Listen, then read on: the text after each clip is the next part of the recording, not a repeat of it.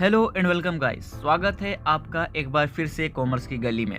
Commerce की गली एक ऐसा प्लेटफॉर्म जो आपको ऑनलाइन क्लासेस प्रोवाइड करता है वीडियो रिकॉर्डेड के थ्रू, और आने वाले समय में लाइव क्लासेस भी लिए जाएंगे। कॉमर्स की गली आपको ऐसे तरीके से पढ़ाती है जिससे आप अपना खुद का एग्जाम्पल क्रिएट कर पाओ। खुद का एग्जाम्पल क्रिएट करने का मतलब कि आपने कोई टॉपिक पढ़ा और वो अच्छे तरीके से समझ में आ गई तो आप उसका खुद से एग्जाम्पल क्रिएट कर सकते हो। अगर आप एग्जाम्पल क्रिएट नहीं कर पा रहे तो आपको वो कॉन्सेप्ट नहीं समझ में आया। तो चलिए बिना देरी के शुरू करते हैं।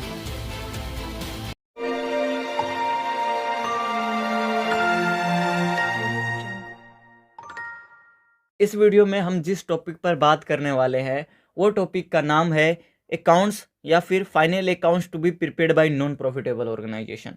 यानी कि नॉन प्रॉफिटेबल ऑर्गेनाइजेशन द्वारा एनपीओ द्वारा कौन कौन से अकाउंट्स प्रिपेयर किए जाते हैं अपने ऑर्गेनाइजेशन का सरप्लस जानने के लिए। सरप्लस दरअसल प्रॉफिट ही होता है, लेकिन एनपीओ में उसको सरप्लस बोला जाता है। ठीक है, क्योंकि भले ही ये ऑर्गेनाइजेशन प्रॉफिट के लिए काम नहीं करती, इनका मेन मोटिव सर्विस देना होता है, लेकिन इनको कहीं से तो पैसे मिलते हैं। और पैसे कहाँ कहाँ से मिलते हैं हमने पिछले वीडियो में सारी चीज़ों को डिस्कस कर लिया था।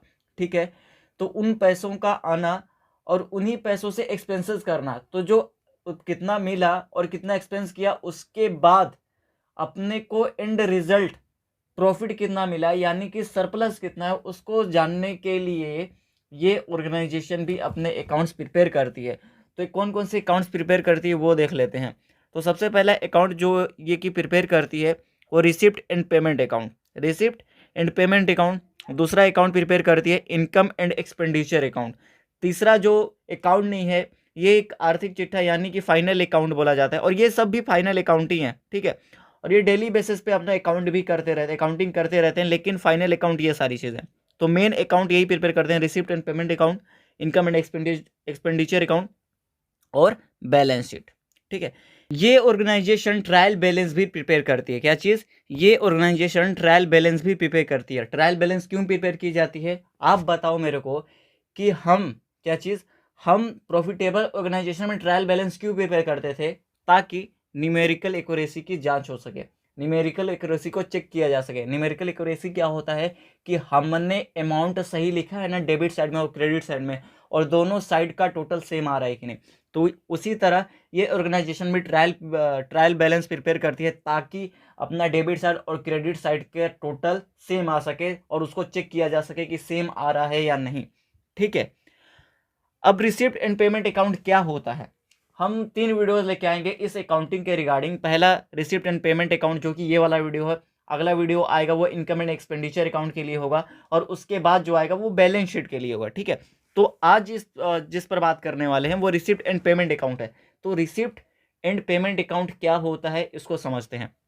तो जो रिसिप्ट एंड पेमेंट अकाउंट है वो रियल अकाउंट है। क्या चीज़? याद रख लेना, रियल अकाउंट है। और रियल अकाउंट का रूल क्या होता है दिमाग में अभी सोच लो। ठीक है, रियल अकाउंट होता है, और ये this is a summary of cash book. Yes, ये कैश बुक का समरी होता है। एक बात और क्लियर कर दूं कि जो कैश बुक पे अपन अकाउंटिंग करते थे ना वो डेट वाइज करते थे, मतलब जिस डेट को आया उसी उसी उसी के हिसाब से करते थे। लेकिन जो रिसिप्ट एंड पेमेंट अकाउंट है वो समरी वाइज में करते हैं। क्या चीज़? समरी वाइज में करते हैं। और ये जो कैश बुक होता है वो डे टू डे प्रिपेयर किया जाता है, इसलिए इसको डेट वाइज करते हैं। लेकिन ये जो रिसिप्ट एंड पेमेंट अकाउंट है वो एंड ऑफ द ईयर किया जाता है। This account is prepared on the basis of cash basis. Cash basis क्या होता है? वो सारी चीज़ें, वो सारे आइटम जो कैश से रिलेटेड होते हैं, यानी कैश में काम किया गया हो, कैश में कुछ चीज़ खरीदा गया हो, ठीक है, या फिर कैश में कोई चीज़ मिली हो, तो वो सारी चीज़ें अब वो कैश बेसिस होती है, यानी कि कैश से रिलेटेड।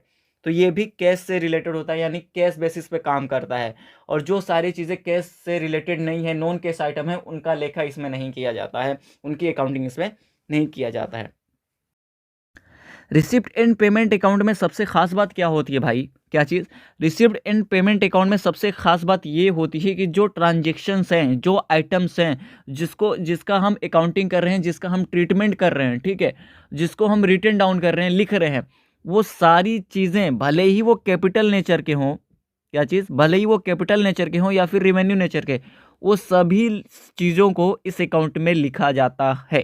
ठीक है, तो ऑल रिसिप्ट यानी कि जितने चीज़ें पैसे से अपने को मिली, क्या चीज़? जितने चीज़ें पैसे हमको मिले, पैसे से जो रिलेटेड है या फिर कैश मिला, वो सारी चीज़ें डेबिट साइड में लिखी जाती हैं। क्या चीज़? डेबिट साइड में लिखी जाती हैं। और जो सारे पेमेंट किए गए हैं, क्या चीज़, अलग अलग चीज़ों के जो पेमेंट किए हैं जिससे कैश गया है अपने पास से, वो सारी चीज़ें कहाँ लिखी जाती हैं? क्रेडिट साइड में। क्या चीज़? क्रेडिट साइड में। जो सारी चीज़ें अपने को मिली हैं उसको डेबिट साइड में, और जो सारी चीज़ें जिसका हमने पेमेंट किया है वो क्रेडिट साइड में। और इसमें रिसिप्ट एंड पेमेंट अकाउंट में नॉन कैश आइटम का अकाउंटिंग नहीं किया जाता है, उसको नहीं लिखा जाता है, जैसे depreciation, accrued income and outstanding expenses और ETC भी है। ठीक है, वो सारी चीज़ें इसमें नहीं लिखी जाती हैं। जो अकाउंटिंग हम प्रिपेयर कर रहे हैं, क्या चीज़, रिसिप्ट एंड पेमेंट अकाउंट का जो प्रिपेयर कर रहे हैं, तो उसका स्टार्टिंग कैसे किया जाता है? कैश बैलेंस, बैंक बैलेंस से किया जाता है। कैश बैलेंस और बैंक बैलेंस, जैसे लिखते हैं ना टू बैलेंस BD, तो कैश बैलेंस होगा और बैंक बैलेंस होगा। और हाँ, बैंक ओवरड्राफ्ट भी होता है जो क्रेडिट साइड में लिखा जाता है। ठीक है, अब बाकी सारी चीज़ें डेबिट साइड में लिखी जाती हैं। तो इसका स्टार्टिंग भी ऐसे ही किया जाता है और लास्ट में एंडिंग भी इसी तरीके से किया जाता है, कैश बैलेंस को फाइंड करके और बैंक बैलेंस को। बैंक बैलेंस ओवरड्राफ्ट भी हो सकता है। ठीक है, और जो इसके डेबिट साइड, इसके क्रेडिट साइड में से, यानी जो चीज़ बड़ा होगा वो सारी चीज़ों से अपने को ये पता चल जाएगा कि एक्चुअल में बैलेंस कैसा है। वैसे तो कैश बैलेंस ही आता है हमेशा, क्योंकि वो कैश बैलेंस हमेशा डेबिट बैलेंस शो करता है, आपको मालूम ही होगा। लेकिन क्रेडिट बैलेंस जो है वो बैंक ओवरड्राफ्ट शो कर सकता है। ठीक है, this account has an account of the cash received and payment in the current year, यानी कि इस अकाउंट में जो सारी चीज़ में हम अकाउंटिंग कर रहे हैं, जिसको हम लिख रहे हैं, भले ही वो किसी ईयर से रिलेटेड हो, या तो वो करंट ईयर से रिलेटेड हो, या तो प्रीवियस ईयर से रिलेटेड हो, या तो नेक्स्ट ईयर से रिलेटेड हो, यानी किसी भी ईयर से, पास्ट ईयर से हो, या फिर नेक्स्ट ईयर से हो, या फिर करंट ईयर से हो, वो सारी चीज़ें इसमें लिखती हैं। अगर इस ईयर में, जिस ईयर में हम अकाउंट प्रिपेयर करें, उसमें कैश अपने को मिला हो, ठीक है, कैश अपने को अगर मिला है इस करंट ईयर में, भले ही वो पिछले ईयर से रिलेटेड हो, आने वाले साल से रिलेटेड हो, या फिर इस साल से, वो सारी चीज़ों का इसमें अकाउंटिंग किया जाता है, सारी चीज़ों को इसमें लिखा जाता है। और अभी हमने एक बात और बता दूं कि सारी चीज़ें जो हमने क्लियर की, ये सारी चीज़ें जो हमने अभी पढ़ी, ठीक है, ये फीचर्स भी हैं इस अकाउंट के। क्या चीज़? इस अकाउंट के फीचर्स भी हैं। समझ आया? एकदम सर समझ में तो आ गया। अब इसके लिमिटेशंस क्या क्या होते हैं वो भी देख लेते हैं। ठीक है, तो लिमिटेशन क्या क्या है वो सारी चीज़ें देख लेते हैं। तो जो सबसे पहला लिमिटेशन है वो है कि ये अकाउंट एक्रूवल बेसिस पर, क्या चीज़, एक्रूवल बेसिस पर तैयार नहीं किया जाता है, यानी कि जब आपको कैश मिला तभी उसको लेखा करना है। ये चीज़ नहीं होता कि अगर आपने कोई एक्सपेंसेस कर लिया, कोई इनकम हो गई तो उसको लिख लिया उस ईयर में। ठीक है, क्योंकि एक्रूवल बेसिस क्या कहता है, जब भी ट्रांजेक्शन हुआ उसको लिख लो, भले ही वो कैश आइटम में हुआ हो या ना हुआ, कैश मिला हो या ना मिला हो। लेकिन ये अकाउंट क्या कहता है, भैया अपने को कैश मिलेगा तभी हम उस आइटम को इसमें लिखेंगे, वरना नहीं लिखेंगे। ठीक है, तो ये इसकी सबसे बड़ी लिमिटेशन होती है कि जो चीज़ कैश में नहीं लिखी, कैश में नहीं हुआ है ट्रांजेक्शन, वो सारी चीज़ों को ये इंक्लूड नहीं करता है, सारी चीज़ों को नहीं लिखता है। ठीक है, it is not provide complete information regarding income and expenses. क्यों प्रोवाइड नहीं करता है? इसलिए प्रोवाइड नहीं करता है कि जो सारी चीज़ें कैश में नहीं हुई हैं, क्या चीज़, जो सारी चीज़ें कैश में नहीं हुई हैं उनको तो ये लिखता ही नहीं है। उसको तो ये बोलता है कि भाई मैं तेरे को शामिल नहीं करूँगा। तो भाई कैसे पूरा इन्फॉर्मेशन मिलेगा? समझ में आया? ये इसलिए पूरा इन्फॉर्मेशन नहीं दे पाता है क्योंकि ये कैश आइटम्स को इंक्लूड नहीं करता है। जो अगला आता है वो ये कि the financial position can not be evaluated from this account. क्यों भैया? ये क्यों नहीं फाइनेंशियल पोजीशन को इवेल्युएटेड करने में हेल्प नहीं करता है, उसकी गणना करने में हेल्प नहीं करता है? क्योंकि ये सिर्फ कैश ट्रांजेक्शन को इंक्लूड करता है। क्या चीज़? कैश ट्रांजेक्शन को इंक्लूड करता है, और बाकी एसेट क्या क्या है, लायबिलिटी क्या क्या है, इसको वो इंक्लूड नहीं करता। समझ में आया? सिर्फ कैश को देखता है, बाकी चीज़ों को नहीं देखता। अब कैश बुक हमने तो जान लिया कि ये कैश बुक का समरी है, तो इसमें और इसमें क्या डिफरेंस होते हैं? Difference between receipt and payment account and cash book क्या क्या चीज़ होती हैं? सबसे पहले एंट्रीज, जो इसमें इसकी एंट्रीज बनाई जाती है, एंट्रीज किए जाती हैं, ये समराइज्ड फॉर्म में किए जाते हैं। समराइज्ड फॉर्म में यानी कि कभी भी अपने को जो आइटम मिला, भले ही वो किसी ईयर से मतलब किस डेट से रिलेटेड है उसका नहीं देखा होता है, इसको बस समराइज्ड वे में लिख दिया जाता है। और ये तो भाई डेट वाइज लिखा जाता है। अगर 11 तारीख को अगर अपने को कोई ट्रांजेक्शन हुआ तो उसको 11 तारीख में ही लिखना है, 12 को हुआ तो 12 में, समझ में आया। जिसमें ये देखो अगला भी बता दिया, क्लियर कर दिया, डेट वाइज एंट्री। इसमें डेट वाइज एंट्री नहीं की जाती, इसमें डेट वाइज एंट्री की जाती है। कैश बुक में डेट वाइज एंट्री की जाती है और रिसीव्ड एंड पेमेंट अकाउंट में डेट वाइज एंट्री नहीं की जाती। कैसे नहीं की जाती? क्योंकि जो कैश बुक होता है ना वो डेली बेसिस पे किया जाता है, समझ में आया। लेकिन ये तो एंड ऑफ द ईयर किया जाता है भाई, एंड ऑफ द ईयर किया जाता है। पीरियड देखो भाई आगे भी आ गया, this account prepared in the end of the year, last में तैयार किया जाता है और ये डेली तैयार किया जाता है। अकाउंट पेज नंबर यानी कि जो होता है ना LF JF, वो अकाउंट पेज नंबर होते हैं। तो इसमें अकाउंट पेज नंबर का कोई कॉलम नहीं होता, इसमें कॉलम होते हैं, समझ में आया। कैश बुक में कॉलम होता है और रिसिप्ट एंड पेमेंट अकाउंट में कॉलम नहीं होता है।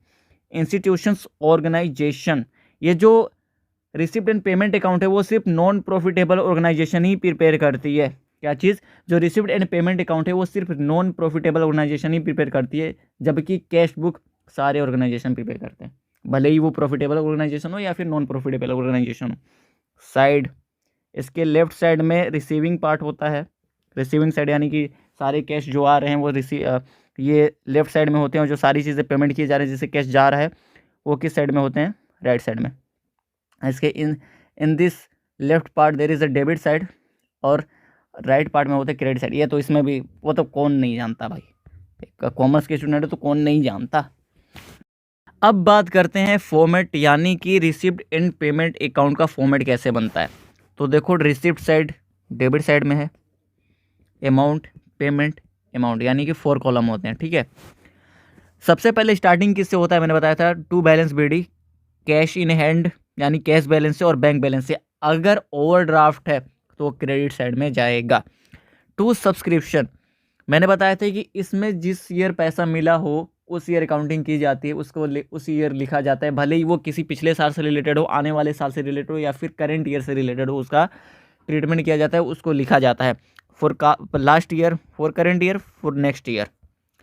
Entrance fees, to donation building, to general donation, to match fund, to life membership, to legacies, to government fund, to contribution, to annual dinner, to income from lecture concert, to dividend interest, to proceeds from internet, यहाँ पे M रहेगा भाई, to rent, to proceed from annual sport, to sales of old sport equipments, to sale of old newspaper, to sale of furniture, to miscellaneous receipt, to balance CD bank over draft.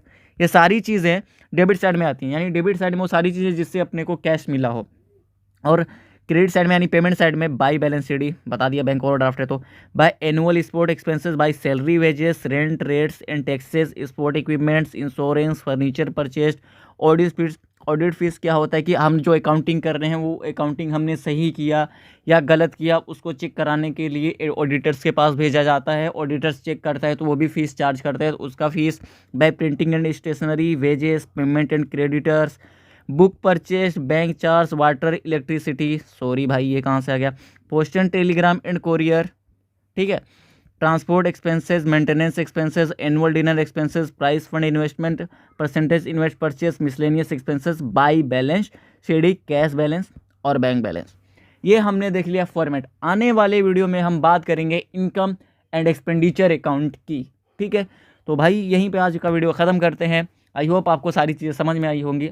अगर समझ में आई हो तो भाई इस channel को, commerce गली के चैनल को सब्सक्राइब करिए, लाइक करिए, कमेंट करिए और शेयर करिए और फैमिली को बड़ा करिए।